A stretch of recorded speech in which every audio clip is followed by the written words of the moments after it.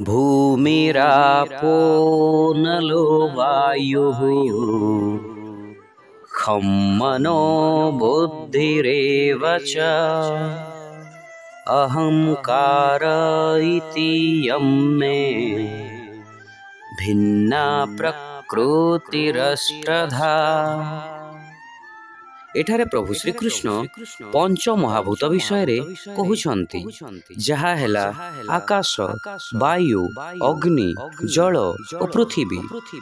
एई श्लोक रे श्रीकृष्ण केवल पंच स्थूल तत्व को तांकर शक्तिर परिप्रकाश बोली कहूनाहांती। ता सहित से आहुरी तीनोटी जहा हेला मन, बुद्धि और अहंकार को मध्य तांको शक्तिर विशेष प्राकृष्ट भावे वर्णना करिसंती। अर्थात पांचटी एवं तीनोटी मोट आठटी प्रकृति। श्रीकृष्ण कहउछंती, मोर एही आठटी प्रकृति मोर मायिक शक्ति मायार अंश अटे।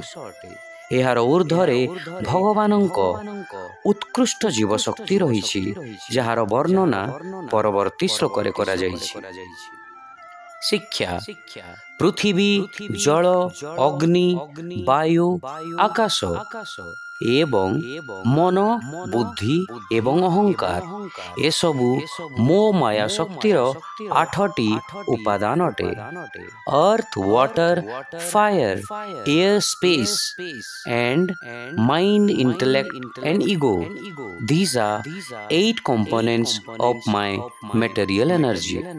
Hare Krishna।